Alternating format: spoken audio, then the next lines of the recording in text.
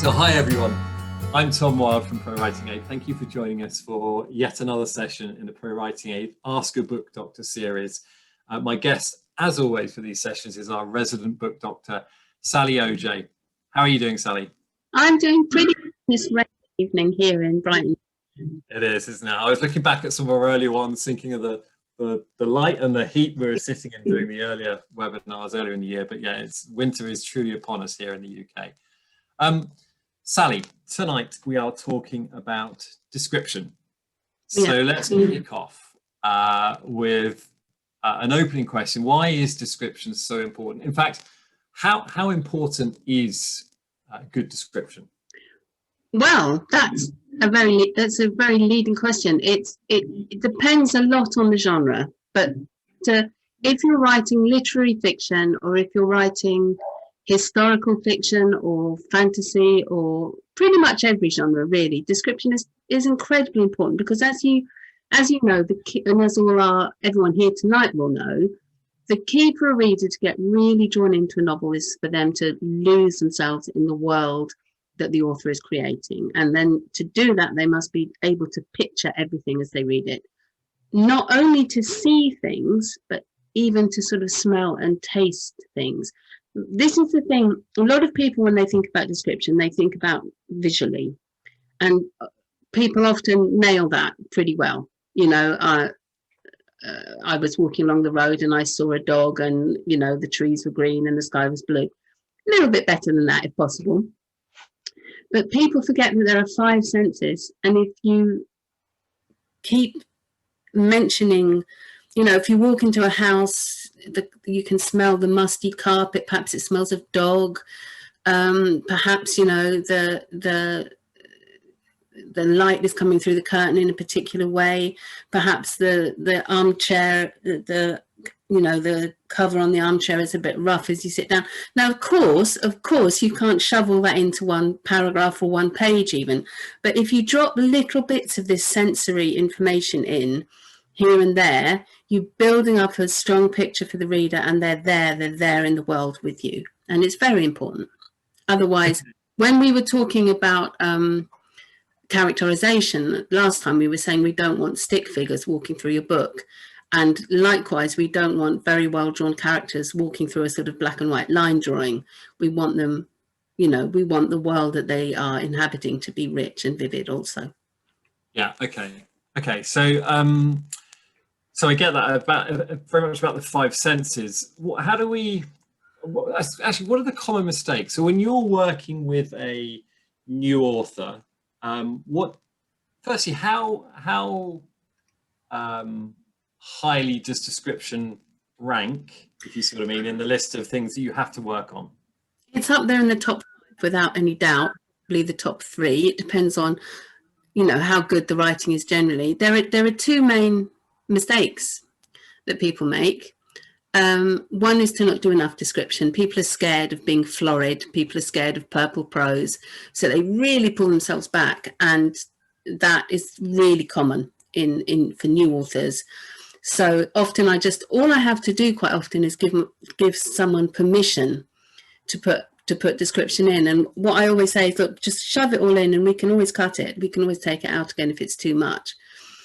But there is this real fear often of letting yourself go and letting it sort of flow out in a natural way. And the other thing is the other end of the spectrum, where people feel they've picked up somewhere along the line that they need to get lots of description in, and it becomes, you know, almost comical, a lot of alliteration almost. So, you know, the flourishing, fabulous, furry fish, you know, whatever, you know, it's way too much, way too many adjectives, and way too many things that are crammed into one paragraph or into one page. But you know, that's also easy to pull back, to rein back, because often within that there's some absolutely excellent description. So it's just a case of toning it down. I think that's the thing that interests me about this. There is a craft to it, right? It's very easy to think, well, I can describe things, but actually there is a craft. And as any as an avid reader, I really appreciate the craft I love being transported, and you mentioned about those 5 senses. I can completely relate to that. It'd be interesting to know how so any listeners tonight who have struggled with description, have kind of maybe started off by not being descriptive in their works, or vice versa. It'd be interesting to hear from you.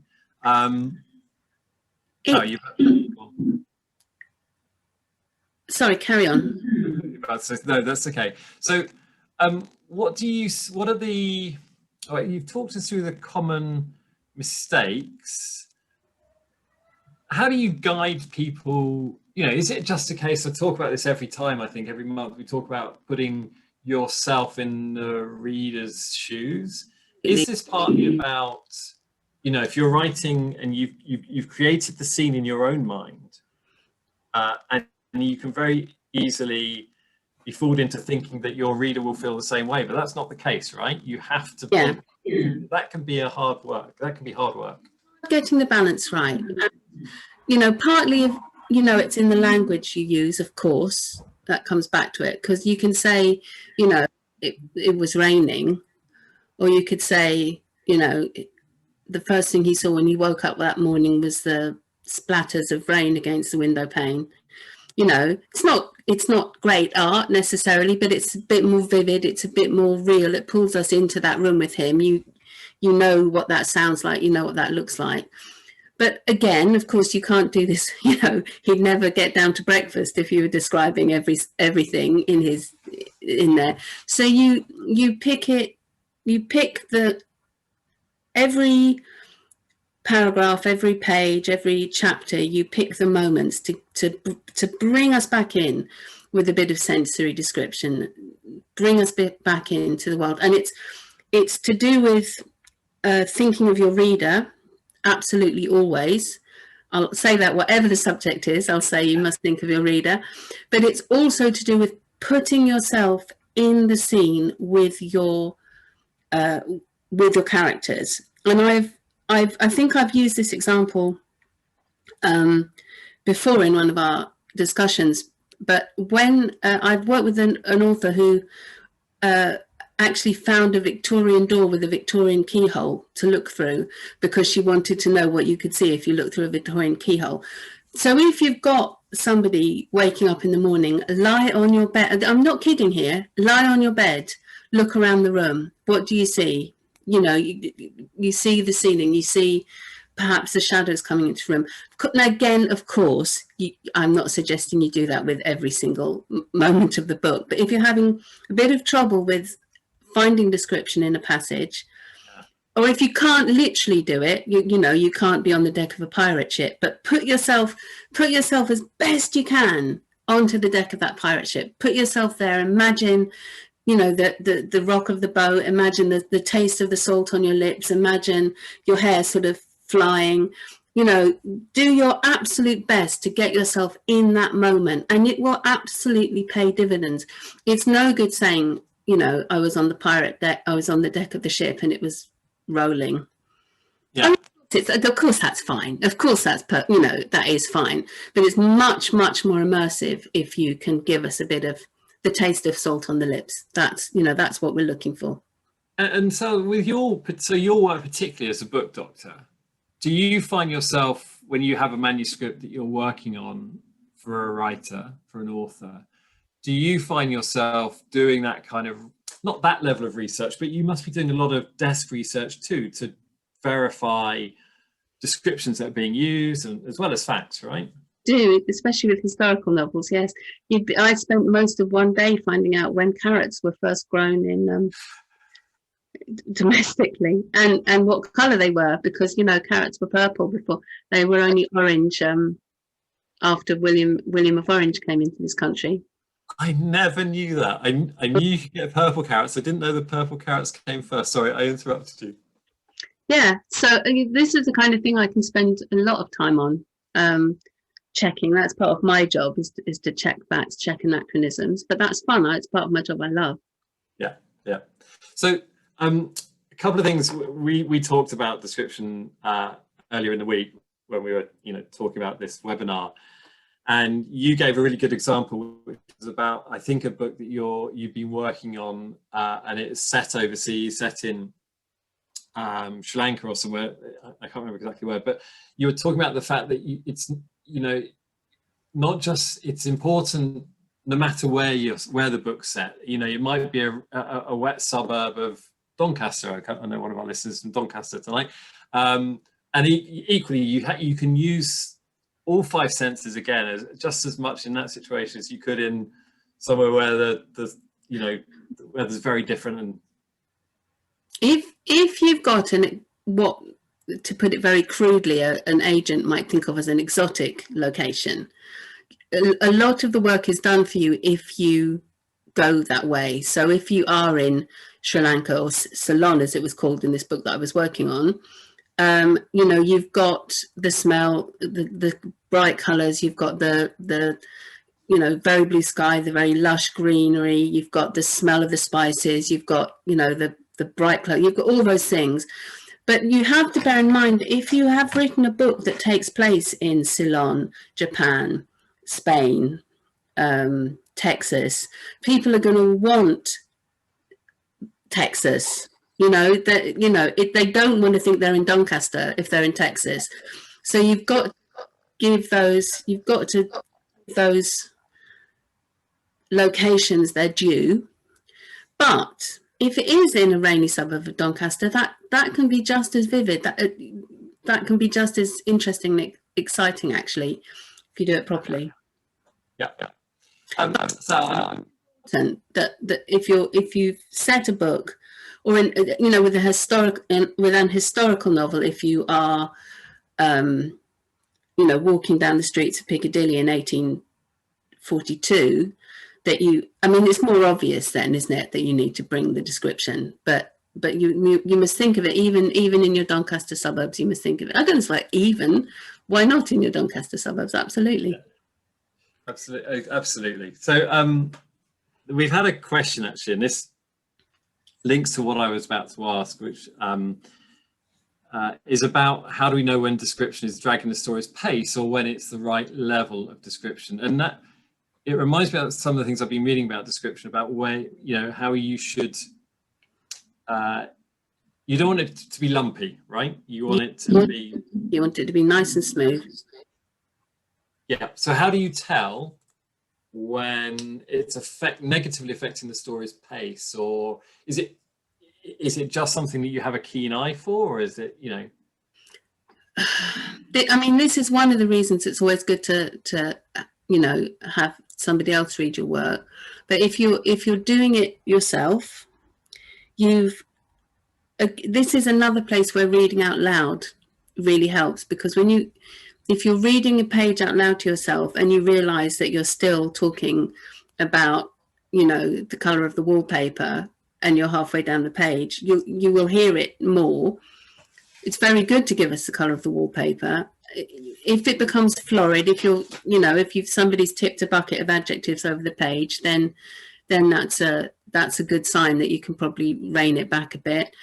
If you are, funnily enough, if you are alliterating too much, and it's a thing that people do somehow slip into doing, not fabulous furry fish, but it is something that people slide into doing when they're quite new with description, is they tend to alliterate quite a lot. So look out for things like that. But reading aloud, again, whatever our subject is, I'm going to tell you, read aloud. Yeah. That's the best way to hear your own work and to see what you're doing. And, you know, the other thing I always talk about is this chime of a crystal glass. You know, if it's chiming, it's good. If you're getting this in your heart, in your stomach, if you're hearing this noise, and all the writers here will know that sensation of just knowing it's not quite right, then you've got to keep going back to polish. Yeah, and there are some comments that back that up. Certainly, I think Irene and Liz and Barb have all talked about.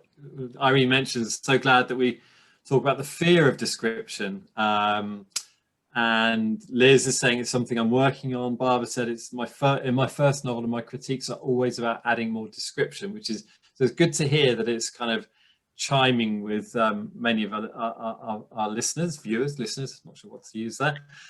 Now, before we go on, so Mary asks, physical description is one type of description, but can you discuss emotional description as Absolutely. And that's really, really important. And it's what I'm actually going to do that in a separate session. It doesn't mean I won't talk about it now. I'm happy to, but it's so important. We're giving us a session to it. Emotional description is absolutely vital, obviously. Otherwise we're not. But again, you have to have a. It's not exactly a light touch. Again, it's walking this tightrope, and I think the only way to really get it is to practice and to. So, can you ask her what particular thing she's?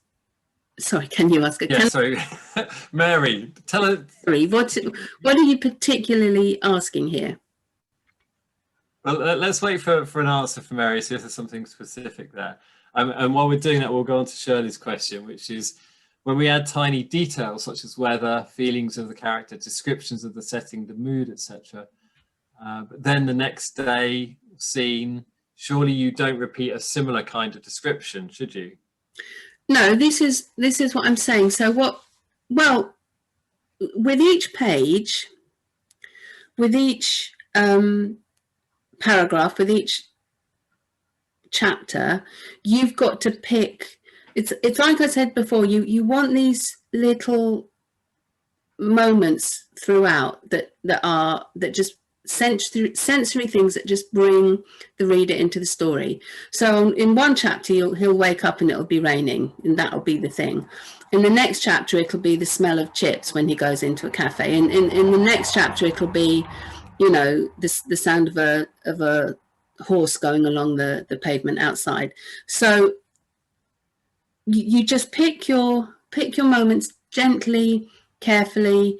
It's like, I don't know what I said to you the other day, Tom. It's like a condiment. Description is like a condiment. Yes. So you don't want, if you've got a bottle of ketchup, you are not going to just shake it all over your food so it's thick over your food. Description is to bring out the taste of the writing. It's exactly like a condiment. Think of description as ketchup. So if you're using it in that way, you just put a little bit here, a little bit there, a little bit here to bring out the taste of what you're writing. Think of description as ketchup and you'll be all right. That's great. Thanks for that, Sal. I think, so we've just had a question from Gary as well, who said, I'm working on a fast-paced action scene. Description seems difficult in this section. Any ideas? And I guess it's part of the issue there that you don't want to you don't want to slow the pace by getting into detailed description. I'm not sure. What do you think, Sal? Yeah, that is the danger. That is the danger with an action scene, is that you want to keep the pace absolutely snapping along. You want to keep it rolling. You want to keep it chugging along. So you give us, if you think in those terms, you give us short bursts of description like that. So if you're watching a scene like that in a film and you see how it's edited, they snap here like that. They bounce around, and that's kind of what you want to do. So, and the trouble with an action scene is it can get very repetitive. Yeah. So that repetition is one of the things actually that you really have to look out for if you're writing action, because otherwise it's he hit him, he fell over. You know, it's he was shot, the gun shot. You know, it gets very repetitive. So that the skill in an action scene is to not be repetitive and keep things short and sharp usually. I like so Barb mentions the kick of the gun, the smell of the cordite, and certainly that kick of the gun, yeah, in any of the action books that I've read, and I'm so bad at remembering the names of books or authors. It's those kind of things that have kept me kind of in. What else, if you're doing an action scene, if you can come up with something original. Now, of course, nothing is original, but if you can, you know, and the kick of the gun is excellent, and don't not do the kick of the gun. But if you can do, you know, I mean, if two guys are sort of fighting, you know, one of them can smell, you know, the sort of mustiness of his coat or something like that. I mean, just like that, just really quickly, not in detail, just as it would go through your head if you were wrestling with somebody and you just catch that smell, you know, because it's difficult not to be cliched with scenes like that. And in a way, it doesn't matter if you are, actually. It doesn't matter if you're cliched. But if you can throw a little something that the reader hasn't read before and think, oh, you know, that's good. The other thing, of course, is when we were talking about emotional description before, is that, you know, this is, it folds back into show, don't tell, which we will be talking about again, because the first one, the sound was terrible, so we'll be doing it again. And that's where really we're going to, but we are going to talk about emotional language and stuff, aren't we, in another. Yeah, we are, that's right. And in fact, back on that question, Mary's got back in touch. So she said, so in writing a memoir, is it often important to reveal, in writing a memoir, it is often important to reveal difficult emotions. The biggest issue I run into is to describe the feelings without going into a morass of emotion, yet at the same time allow the reader into the emotional state of the writer. So I get that it's a kind of balance, right? It's and we're back to our catch up again. It is, you do want to bring them, but it's the difference between saying I was upset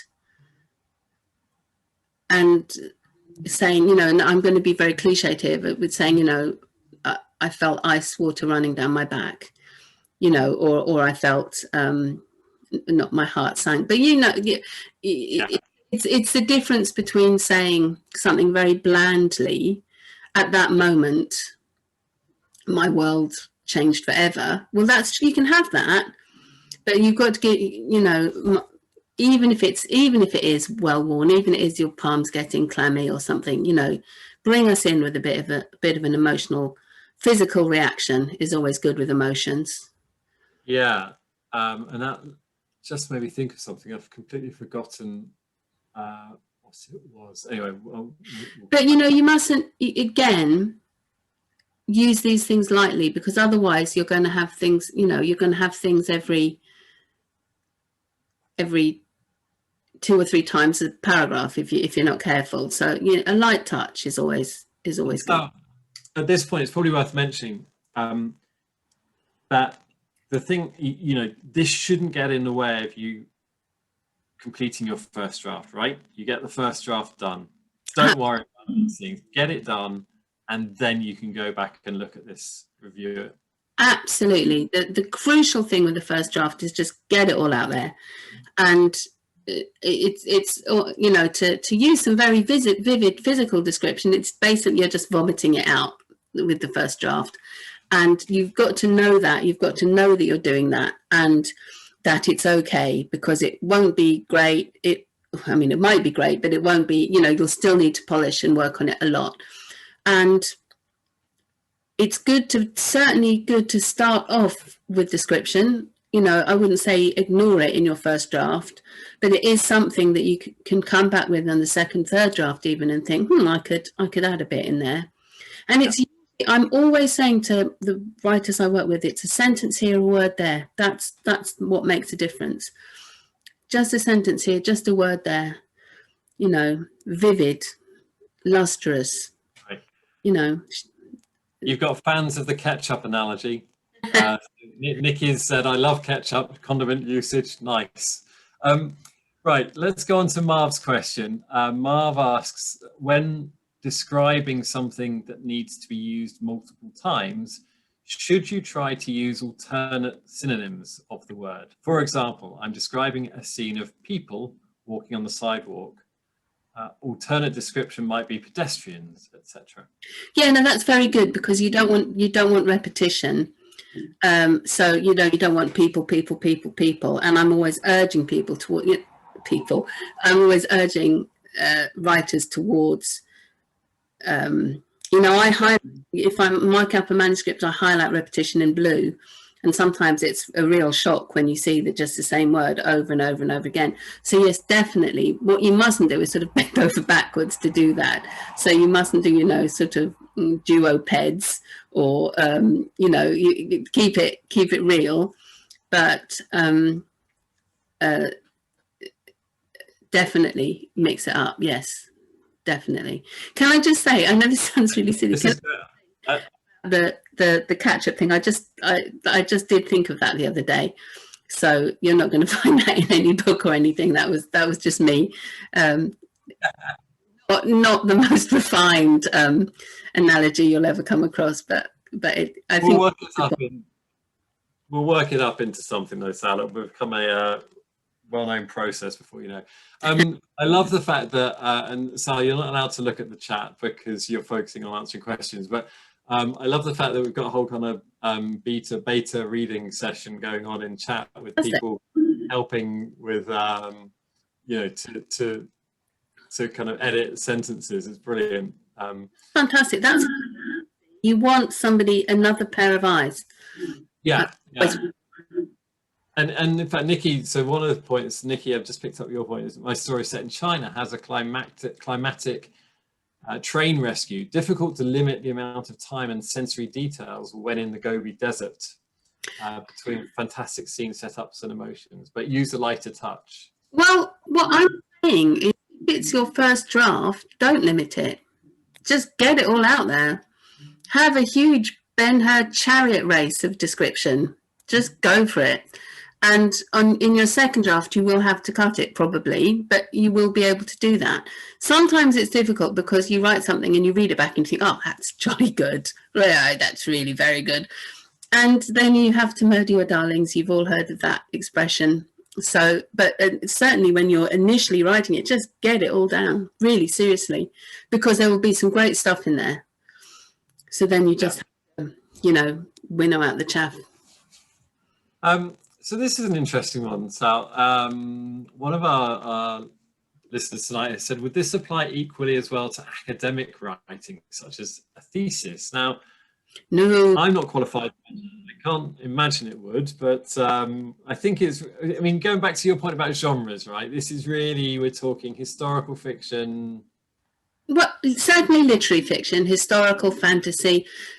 There are very few genres actually that don't require description, and academic is one of them. Now, as much as I would love, personally, I would love to see academic writing full of vivid description, I don't think it is certainly not the accepted way of doing it, and you'll get not in trouble, but it's not what people are looking for, unfortunately, with academic writing. But no, you have to rein it in there.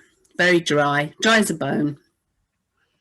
Okay, good. Thanks for that. Shirley's come back with a question to say, I've describing mood in historical fiction in 1910s, so the early 1900s in the UK.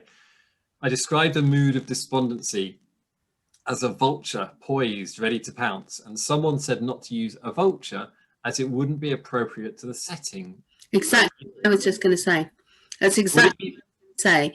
You've got, if you're going off in a slight tangent now, if you're writing historical fiction, you've got to remember their world.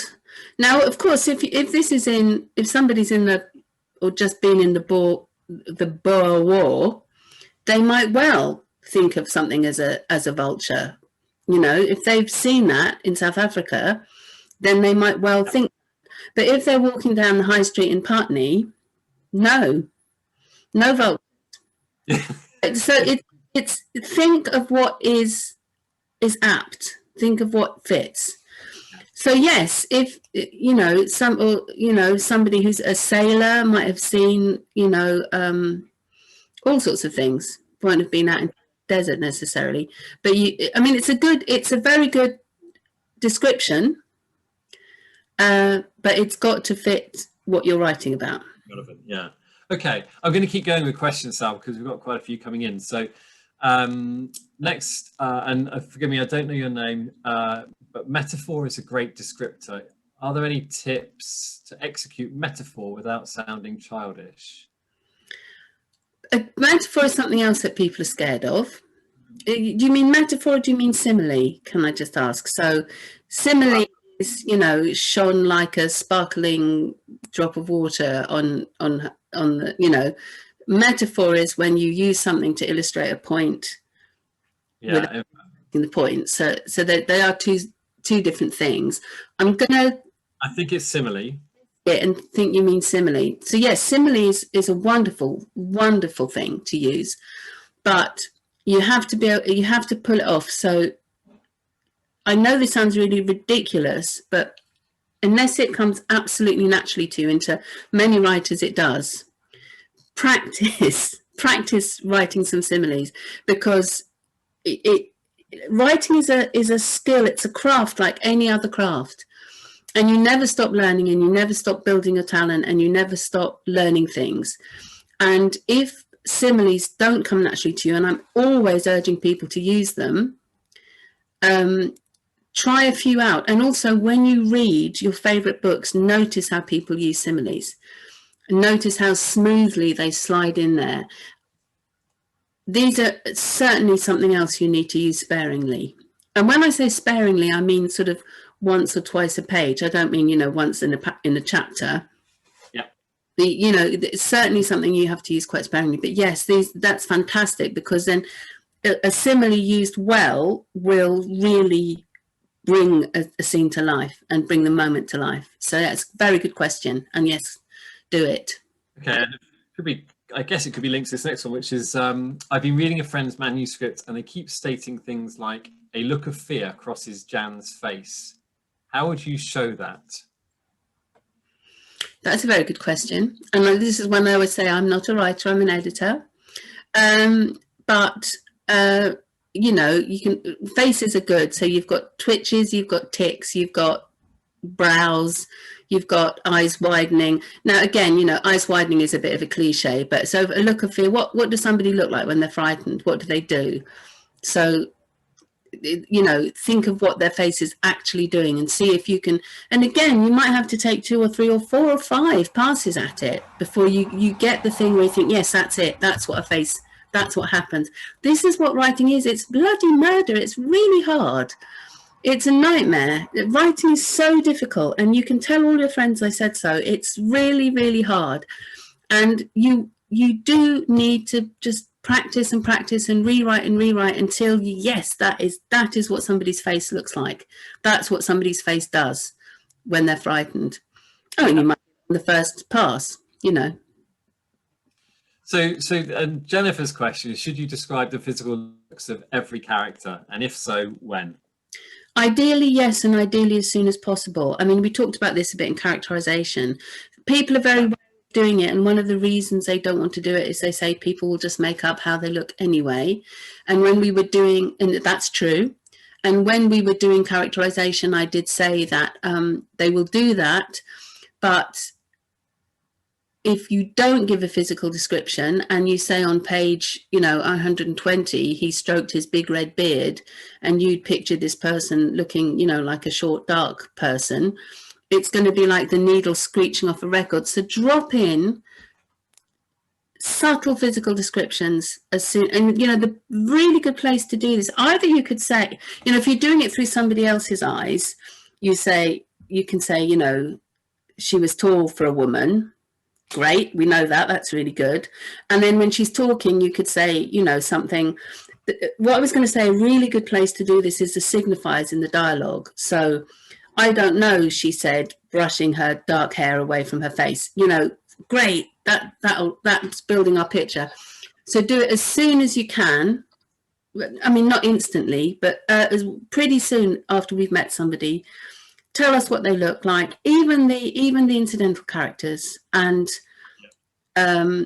it's true that then your readers will go off and just make it up anyway. But there's not going to be that screeching off the record moment when it turns out, you know, that she's obese and has got red hair.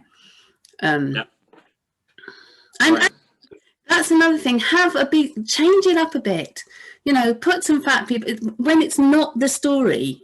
when it's not important to the story that somebody's fat, or not important to the story that somebody's got, you know, glasses, or not important to the story that somebody's got a moustache, chuck that in anyway, because people are all different. People look different.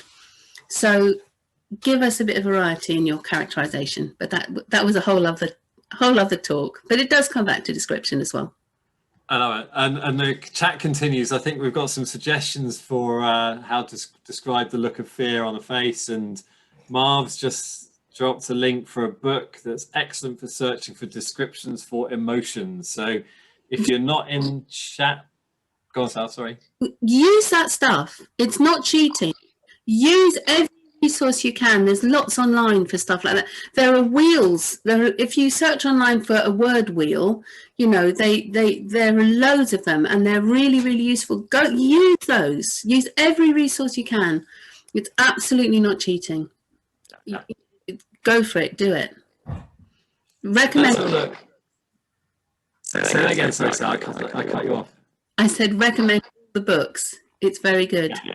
Yes, please do. I mean, we love the fact that this is kind of a forum for, you know, it's not just about asking Sally questions, but it's also sharing ideas. So it's great to see this happening in chat and in the meantime. Okay, would you consider historical fiction quite similar in many aspects as in writing a biography of someone during Victorian England regarding emotional description? First of all, Tom, you sound a bit like a Dalek to me suddenly. It might be. Sorry, is that better? That's better. So I was slightly distracted. I'm sorry. You sounded like a Doctor Who monster. Can you give me the gist of that one more time? I do apologise. Okay, so sorry about that. It happened once earlier today. I hope it's better now. Is that better? But yes, you could have ruled the world. You could have that moment. Yeah, give it again. Would you consider historical fiction quite similar in many aspects as in writing a biography of someone during Victorian England regarding emotional description? If you're writing biography, you've got to be careful, because you can only presume, especially if it was that far back, what their emotions were. But of course, if you've got letters and diaries and stuff, you can go from that. I say with a biography, you've got to employ a slightly lighter touch. It's a whole separate genre. It's got its own rules. It's got its own things that people are expecting from it. Now, of course, rules are there to be broken, but if you break a rule, you've got to do it very well. Lighter touch with biography, even historical biography. Though, actually, I think I suddenly know what they're asking. So if you're describing where somebody lived, or, you know, the beach that they walked on or something, yes, go for it. Go for it. Okay. Okay, let's have a look at this one. So Priscilla's asked, I'm writing my novel in third person that jumps point of view, and one of my characters is an 8-year-old boy. When using descriptions in a child's point of view, should I avoid using larger words that children wouldn't know? 100% you should, yes, if it's from his point of view. But it's very, I mean, I don't want to put you off, because you know, that's it. If you pull it off, it's going to be great, and why shouldn't you pull it off? But if you're doing something from a child's point of view, you've got two problems. One is doing what you just said, making them. I just had this exact problem on the last book I worked with. These 8-year-old, and they were 8 as well, were having, you know, discussions about, you know, male power and stuff. I don't think they were. No, they might have been, but not with those words. And the other thing is to infantilize children. So to make children sound and act much younger than they actually are. Now, you know, what you need to do is get yourself around some 8-year-olds. Yeah. To put it really simply, unless you can vividly remember that period in your own life, or unless you can remember that period in your child's life. And that for me is always very handy if I'm editing and a child is it doesn't sound right. I think, well, what was my daughter like at that age? And that's quite, you know, it's your built-in resource you have there. But those are the two things you have to be careful of. So yes, definitely be careful of giving them a vocabulary that they wouldn't have, and insights that they wouldn't have, and references that they couldn't possibly have either. Remember, they haven't read the books, they haven't seen the films. Yep. They, yep. Great advice. Thank you. Alexander has asked, how can we describe intense emotions through smell and touch? The way you describe intense emotions through smell and touch is when you are feeling something intensely, your emotions, everything's amplified, everything's heightened. And you will have noticed this yourself in moments of, if you get bad news, you know, you suddenly notice that the flowers in the vase are drooping. Everything becomes sort of almost psychedelic.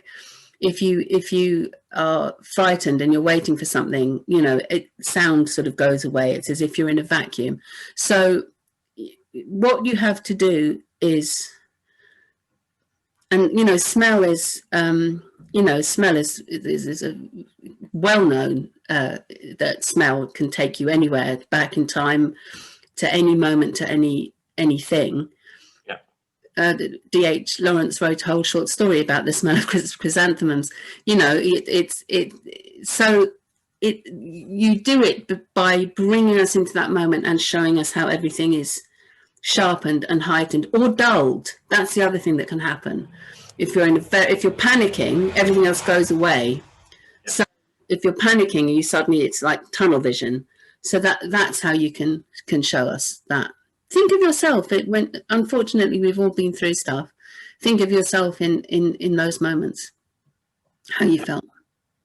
I find it interesting. I'm sure many of our listeners are the same, but after our conversation earlier in the week about description, it really changed. It didn't change, but it made me, when I then was reading the book I'm reading that evening, it made me kind of appreciate it all the more, how they just draw you into a great, you know, that's what I love about reading, just how the description draws me into the scene. I'm a very visual person, very kind of, yeah.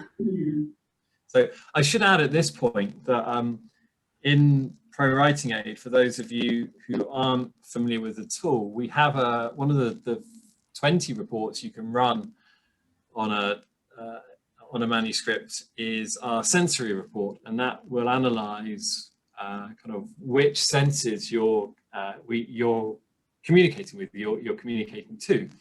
So it's well worth having a play with ProWritingAid to see what it can do and see how it can help with your description. Sal, yes, time is moving on. Is there anything that you feel we haven't covered? Anything you wanted to highlight in challenges of perfecting description? I think we've had some very, very good questions on here that have pulled most out. No, all I want to highlight is you have to have some. As scared as you might be of it, or some people just plain don't want to. They just, I'm not that kind of writer. It's not, it's a story that's important. This is what I do hear quite often. People can imagine that for themselves. Yeah, they can. But people can sit at home and imagine a story. They don't have to go to the cinema. If you are writing a book, give your reader as much help as you can give them, and give them, the reader, as much pleasure as you can give them, and then entertain them, because that's part of what reading is. So, people who have this inclination, it's not really that important. People can imagine it. I've said it was raining. They can imagine all the rest of it. Sure, they can, but they're going to read somebody else's book probably. Yeah, great. Okay, well, I think our time is nearly up. It's been a really interesting one. So we've had loads of questions. I think we've had time to answer about 17 questions tonight, which is great. I want to say a big thank you to our audience, our listeners and viewers tonight. We really like the interaction, and I particularly like what's happening in chat tonight. And I hope that lots of you are making kind of new contacts, if you like, and finding beta readers, and other voices to help with your writing journeys. So I think with that, we'll end there tonight. Next month, I think we're going to try and redo Show Don't Tell next month, aren't we? So Yeah. It was a Daleks convention last time, so we're gonna give it another go. That's great. And Irene has just mentioned, thank you, that was excellent. Ketchup-tastic. Hey, you heard it first. I'm patenting it, remember.